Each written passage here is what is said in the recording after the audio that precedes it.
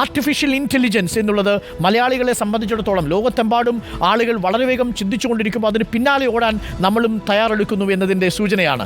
Artificial intelligence international കോൺക്ലേവിന് തുടക്കമാവുകയാണ്. കൊച്ചിയിൽ IBM-ഉം ഒപ്പം KSIDC-യും കൂടി ചേർന്നാണ് ഈ പരിപാടി സംഘടിപ്പിക്കുന്നത്.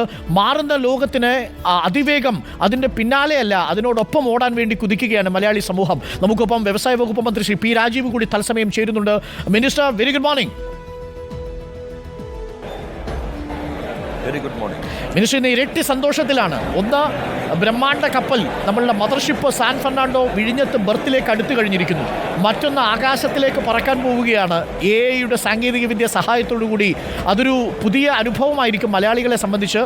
ലോകം മാറുന്നതിനോടൊപ്പം നമ്മളും മാറുന്നു എന്നതിൻ്റെ സൂചനയാണ്. ഇന്ന് നടക്കുന്ന AI കോൺക്ലേവിനെ കുറിച്ച് താങ്കൾ ഒന്ന് പറയൂ പ്രേക്ഷകരോട്. ഈ ജനറേറ്റീവ് AI കോൺക്ലേവ് ഇന്ത്യയിൽ തന്നെ ആദ്യത്തെ കോൺക്ലേവാണ്. യഥാർത്ഥത്തിൽ AI അടിസ്ഥാനപ്പെടുത്തിക്കൊണ്ടുള്ള കോൺക്ലേവുകളും കോൺഫറൻസുകളും രാജ്യത്തൊക്കെ നടന്നിട്ടുണ്ടെങ്കിലും ആ ട്രഡീഷണൽ AIയിൽ നിന്ന് വ്യത്യസ്തമായി ജനറേറ്റീവ് AIയിലുള്ള ആദ്യത്തെ കോൺക്ലേവായിട്ടാണ് ഇത് സംഘടിപ്പിക്കുന്നത്.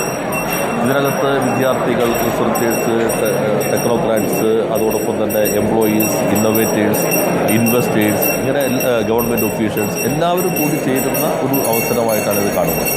വലിയ തോതിലുള്ള പ്രതീക്ഷയാണ് കേരളത്തിന് ഈ കോൺക്ലേവിനകത്തുള്ളത്. യഥാർത്ഥത്തിൽ നേരത്തെ ഡോക്ടർ അരുൺ സൂചിപ്പിച്ചതുപോലെ നമ്മൾ പിന്നാലെയല്ല, നമ്മൾ ഒപ്പമോ ഇന്ത്യയിൽ കുറച്ച് മുമ്പിലോ ഇതിനോടൊപ്പം ഓടാനാണ് ശ്രമിക്കുന്നത്. ഇപ്പോഴേ നമ്മൾ എക്യുപ്പൈ ആകുന്നില്ലെങ്കിൽ സ്വാഭാവികമായും AI ഒത്തിരിയേറെ ജോലികൾ ഡിസ്പ്ലേസ് ചെയ്യാൻ സാധ്യതയുണ്ടെന്ന ആശങ്കയൊക്കെ നിലനിൽക്കുമ്പോൾ നമ്മൾ റെഡിയായി കഴിഞ്ഞാൽ, നമ്മൾ എക്യുപ്പഡായി കഴിഞ്ഞാൽ യഥാർത്ഥത്തിൽ കൂടുതൽ തൊഴിലവസരം സൃഷ്ടിക്കാൻ കേരളത്തിന് കഴിയും. കേരളത്തിലെ ചെറുപ്പക്കാർക്ക് വളരെ ഉയർന്ന ശമ്പളമുള്ള, സാങ്കേതിക വൈദഗ്ധ്യമുള്ള ഇത്തരം ജോലികളാണ് ആവശ്യം. അതുകൊണ്ട് ജെൻ-AI-യുടെ അകത്ത് IBM പോലുള്ള സ്ഥാപനം കേരളത്തിനകത്ത് പ്രവർത്തനം തുടങ്ങുന്നു. അതിൻ്റെ തുടർച്ചയിൽ ഇതേപോലൊരു കോൺക്ലേവ് ആദ്യമായി സംഘടിപ്പിക്കുന്നു. വലിയ കുതിച്ചുചാട്ടം ഇതിൻ്റെ ഭാഗമായി ഉണ്ടാകും എന്ന് തന്നെയാണ് ഗവൺമെൻറ് പ്രതീക്ഷിക്കുന്നത്. ഡെലിഗേറ്റുകളാണ് ഈ കോൺക്ലേവിൽ പങ്കെടുക്കുന്നത്. പക്ഷേ ഇതിൻ്റെ ഔട്ട്പുട്ട് എന്ന് പറയുന്നത് ചെറുതായിരിക്കില്ല. കാരണം ഇപ്പോൾ ഈ കുഞ്ഞു വിദ്യാർത്ഥികളൊക്കെ തന്നെ 10ാം ക്ലാസ്സിൽ പഠിക്കുന്ന പല വിദ്യാർത്ഥികളും AI പഠിക്കണം എന്നൊക്കെ പറഞ്ഞു കഴിയുന്നുണ്ട്. അതൊരു പക്ഷേ ഇന്ത്യയിൽ മറ്റൊരു സംസ്ഥാനത്തും ഇത്രയധികം AI-യെക്കുറിച്ചുള്ളൊരു ഡിജിറ്റൽ ലിറ്ററസി ഉണ്ടാവണമെന്നില്ല. അപ്പോൾ ഡിജിറ്റൽ ലിറ്ററസി കൂടുതലൊരു സംസ്ഥാനമാണ് എന്നത് നമ്മുടെ ഒരു ആഡഡ് അഡ്വാൻറ്റേജ് കൂടിയാണ്. അപ്പോൾ നമ്മുടെ സ്റ്റാർട്ടപ്പ് മിഷനുകൾ ലോക ശ്രദ്ധയെ ആകർഷിച്ചു. ഇനി നമുക്കൊരു AI ഹബ്ബായിട്ട് മാറാൻ കേരളത്തിലെ ഈ ഡിജിറ്റൽ ലിറ്ററസിയുള്ള, ഡിജിറ്റൽ ഹൈ ലിറ്ററസിയുള്ള ചെറുപ്പക്കാരുണ്ട്. അവർക്ക് സാധിക്കും എന്നതിൻ്റെ കൂടി ഒരു സൂചനയുണ്ടല്ലോ. അപ്പോൾ ഇത് എങ്ങനെയാണ് അവരിലേക്ക് നമുക്ക് കൈമാറ്റം ചെയ്യാൻ പറ്റുക, ഈ കോൺക്ലേവിൻ്റെ അനന്തര ഫലങ്ങൾ? അല്ല, ഡോക്ടർ അരുൺ ഈ പറഞ്ഞ കാര്യം തന്നെയാണ് ഏറ്റവും പ്രധാനപ്പെട്ടത്. ജനറേറ്റീവ് AIയിൽ ഇന്ത്യയിലെ ഹബ്ബാക്കി മാറ്റുക, കേരളത്തിൽ അതിൻ്റെ ഡെസ്റ്റിനേഷനാക്കി മാറ്റുക, അതിന് പറ്റുന്ന ഒരു ത്രൈവിംഗ് ഇക്കോസിസ്റ്റം നമുക്ക് ഡെവലപ്പ് ചെയ്യാൻ കഴിയുന്നുണ്ട്. നേരത്തെ സൂചിപ്പിച്ചതുപോലെ ഇന്ത്യയിൽ ആദ്യമായി സ്കൂൾ സിലബസിനകത്ത് AI നമ്മൾ ഇൻകോർപ്പറേറ്റ് ചെയ്തു. അതോടൊപ്പം തന്നെ 80,000 ടീച്ചേഴ്സിന് AI ടൂൾസ് ഉപയോഗിക്കാനുള്ള പരിശീലനം നൽകി. നമ്മുടെ യൂണിവേഴ്സിറ്റികളുടെ സിലബസുകളെല്ലാം തന്നെ മാറി. ഇപ്പോൾ പഴയതുപോലെയല്ല. ഒരു എഞ്ചിനീയറിംഗ് വിദ്യാർത്ഥി ചേർന്ന് അവസാന സെം ആകുമ്പോഴേക്കും ആദ്യ സെമ്മിൽ പഠിച്ച വിഷയങ്ങളെല്ലാം തന്നെ ഔട്ട്ഡേറ്റഡായി മാറുന്ന രൂപത്തിലാണ് സാങ്കേതിക വികാസം. അതുകൊണ്ട് നമ്മുടെ യൂണിവേഴ്സിറ്റികളുടെ സിലബസുകളെല്ലാം തന്നെ കുറേ കൂടി ഫ്ലെക്സിബിളാക്കി 1 ഇയർ ഫുൾ ടൈം ഇൻറ്റേൺഷിപ്പ് കരിക്കുലത്തിൻ്റെ ഭാഗമാക്കി മാറ്റി. ഇന്ത്യയിൽ ആദ്യത്തെ ഡിജിറ്റൽ യൂണിവേഴ്സിറ്റി നമുക്ക് ആരംഭിക്കാൻ കഴിഞ്ഞു.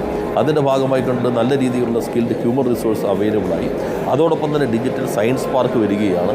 ഇതിനോട് ചേർന്ന് IBM പോലുള്ള കമ്പനികൾ വരുന്നു. നമ്മുടെ IT പാർക്കുകൾക്കകത്ത് ഇതിനുള്ള പ്രത്യേകമായ സൗകര്യങ്ങൾ വരും. ഈ കോൺക്ലേവിന് മുന്നോടിയായി കേരളത്തിലെ കോളേജ് വിദ്യാർത്ഥികളെ പങ്കെടുപ്പിച്ചുകൊണ്ട് ഒരു ഹക്കാത്തോൺ സംഘടിപ്പിക്കുകയുണ്ടായി. അതോടൊപ്പം സ്റ്റാർട്ടപ്പുകൾക്കും മറ്റൊരു ഹക്കാത്തോൺ സംഘടിപ്പിക്കുകയുണ്ടായി. നല്ല പ്രതികരണമാണ് ഉണ്ടായത്.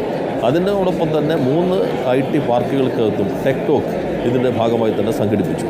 രജിസ്ട്രേഷൻ നമ്മൾ 1000 പ്രതിനിധികളാണ് ഉദ്ദേശിച്ചിരുന്നതെങ്കിൽ 5000-ത്തിലധികം അപേക്ഷകളാണ് 3-4 ദിവസങ്ങൾ കൊണ്ട് തന്നെ വന്നത്. അതുകൊണ്ട് ഇപ്പോൾ 2000-ത്തിലേക്ക് പ്രതിനിധികളുടെ എണ്ണം ഉയർത്തി. ബാക്കി 4000-ഓളം ആളുകൾ ഇപ്പോൾ വെയിറ്റിംഗ് ലിസ്റ്റിലുണ്ട്. അവർക്കെല്ലാം തന്നെ ലൈവ് സ്ട്രീമിനുള്ള കാണുന്നതിനുള്ള അവസരം നൽകിയിട്ടുണ്ട്.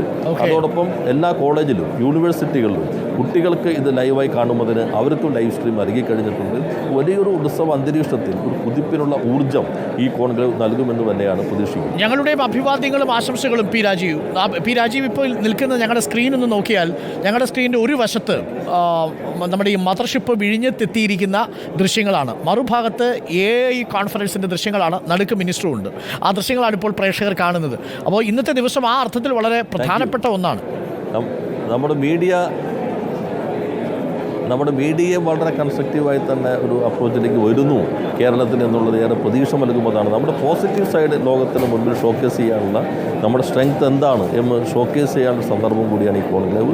മാധ്യമങ്ങളും വളരെ പോസിറ്റീവായി അവരോട് സമീപിക്കുന്നു എന്നറിയുന്നതിൽ ഏറെ സന്തോഷമുണ്ട്. പ്രത്യേകം നന്ദിയും രേഖപ്പെടുത്തുന്നു. Thank you Shri P Rajeev, വ്യവസായ വകുപ്പ് മന്ത്രിയാണ്. AI next generation AI gen AIയുടെ ഹബ്ബായിട്ട് കേരളത്തെ മാറ്റുക എന്നതാണ് സർക്കാരിൻ്റെ ലക്ഷ്യമെന്ന് പി രാജീവ് നമ്മളോട് പറയുന്നു. ഇപ്പോൾ കോൺക്ലേവ് നടക്കുന്ന ഹയാത്തിൽ നിന്നാണ് തത്സമയം പി രാജീവ് നമുക്കൊപ്പം ചേർന്നത്.